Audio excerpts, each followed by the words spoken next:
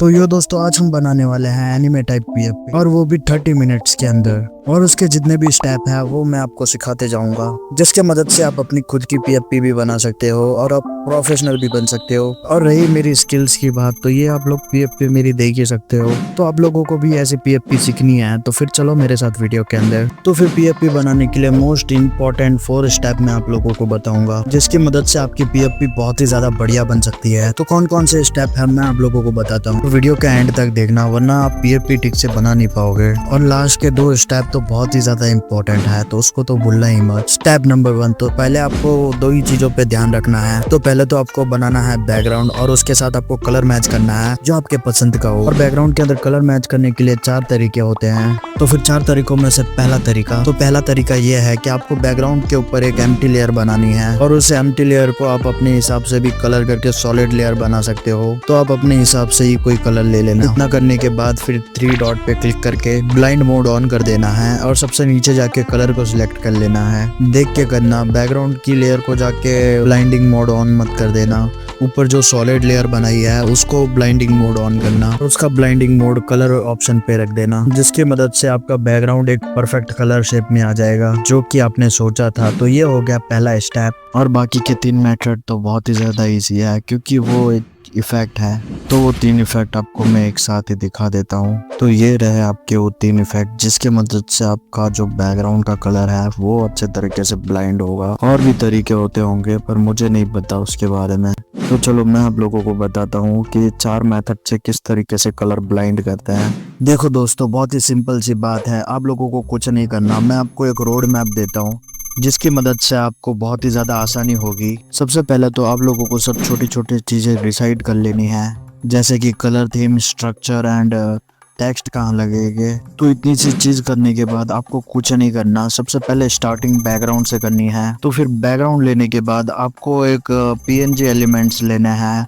और उसको colour blind करना है अच्छे से, बैकग्राउंड के साथ मिक्स हो इस तरीके से। उसके बाद आप लोगों को कुछ नहीं करना है, फिर एक कैरेक्टर ऐड करना है। उसके अंदर आप बहुत सारी चीज़ें भी ऐड कर सकते हो, जैसे कि शेडो एंड हाइलाइट्स। उस चीज़ के वजह से आपकी पीएफपी और भी ज़्यादा खतरनाक सी और प्रोफेशनल लगेगी। तो इतना सब करने के बाद आपको कुछ नहीं करना, फिर से थोड़े से पीएनजी एलिमेंट्स डालने हैं, जिसकी मदद से आपकी लास्ट थीम तैयार हो जाएगी। और सब चीज़ के अंदर आपको कलर ब्लाइंड को यूज़ करना है अच्छी तरीके से, और शेडो को तो यूज़ करना बिल्कुल मत भूलना, क्योंकि वो सबसे मेन चीज़ होती है। तो फिर चलो मैं आप लोगों को बताता हूँ कि एलिमेंट्स पीएनजी कहाँ मिलती है अच्छे से ढूंढने पर। तो फिर सिंपली आप लोगों को जाके प्ले स्टोर पे सर्च करना है पेंट एक्स, जिसके अंदर से आपको बहुत ही ज़्यादा मस्त मस्त फोटो मिल सकते हैं। और वहाँ पे जाके भी आप लोगों को सर्च करना है ओवरले पीएनजी। तो फिर आपको यहाँ से एलिमेंट्स पीएनजी मिल जाएगी। तो अब रहती है बाकी की 2 चीज़ें, जो कि है हाइलाइट्स एंड शेडो। तो फिर आपको हाईलाइट बनाने का सबसे आसान तरीका बताता हूँ, और बहुत ही ज़्यादा अच्छा। तो आप लोगों को अलाइट मोशन के अंदर चले जाना है, एंड ये वाला इफेक्ट यूज़ करना है, जिसके मदद से आप लोगों को एक वाइट कलर की आउटलाइन मिलेगी। उसके बाद आप लोगों को कुछ नहीं करना है, सीधा बाहर निकल के आपको नोट वीडियो ऐप खोल लेना है, जिसके अंदर आपको बहुत ही ज़्यादा बेहतरीन तरीके का ग्लो मिल सकता है। और फिर जो आपके पीएफपी का थीम है उस हिसाब से आपको कलर में ग्लो कर लेना है। और फिर आपको ये फोटो लेके आपको चले जाना है आईबीएस पेंट के अंदर, एंड आप लोगों को कुछ नहीं करना है, फोटो को ऐड करके एंड उसके अंदर आप लोगों को ब्लाइंड मोड ऑन करके ऐड वाले फीचर को ऐड कर देना है। और ग्लो को कम ज़्यादा करने के लिए आप उसकी इंटेंसिटी को भी कम कंट्रोल कर सकते हैं। अब उसके बाद सबसे छोटी चीज़ रहती है, जो कि है शेडो, जो कि आप आईबीएस पेंट के अंदर ही कर सकते हो बहुत ही इजीली। तो फिर सिंपली आप लोगों को कुछ नहीं करना है, आप लोगों को बस ब्रश खोलना है। उसके अंदर से आपको हल्का डार्क ब्रश लेना है, और आपको हल्के हाथ से ही ब्रश करना है, क्योंकि वो बहुत ही ज़्यादा डार्क हो जाएगा। उसके बाद आपको शेडो लेयर पे क्लिक करके उसको मर्ज कर देना है, ये बटन दबा के। उसके बाद आपको कुछ नहीं करना है, बैकग्राउंड लेयर को सिलेक्ट करके आपको कलर टोन को सिलेक्ट करना है, और अपने हिसाब से एडजस्ट करना है। उसके बाद आप लोगों को कुछ नहीं करना है। उसके बाद जो भी पीएनजी आप लोगों ने ली थी उसको अपने हिसाब से सेट करनी है। उसके बाद आपको सब लेयर के अंदर कलर टोन एंड बहुत सारी चीज़ें और बहुत सारे इफेक्ट्स डालने हैं। और याद से रखना कि हर एक चीज़ अपने हिसाब से मैनेज होनी चाहिए और मैच होनी चाहिए पीएफपी के कलर के साथ। और खास कर याद रखना कि हर एक छोटी छोटी चीज़ में भी आप लोगों को ब्लर यूज़ करना है, क्योंकि ब्लर यूज़ करने से बहुत ही ज़्यादा एफिशिएंट एंड बहुत ही ज़्यादा फोकस पीएफपी लगती है कैरेक्टर्स के ऊपर। तो चलो एक पीएफपी मैं आपको बना के दिखाता हूँ कि किस तरीके से पीएफपी बनती है।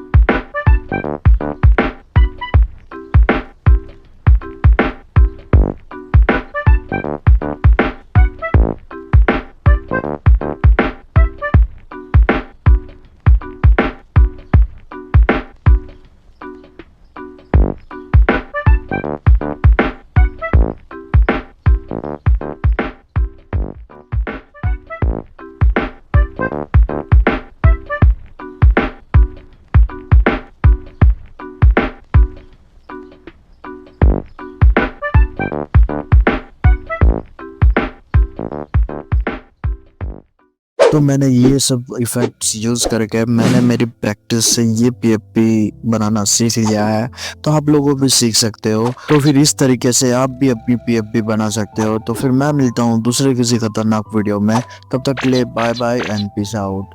एंड हाँ, सब्सक्राइब कर लेना क्योंकि ये चैनल अच्छा है।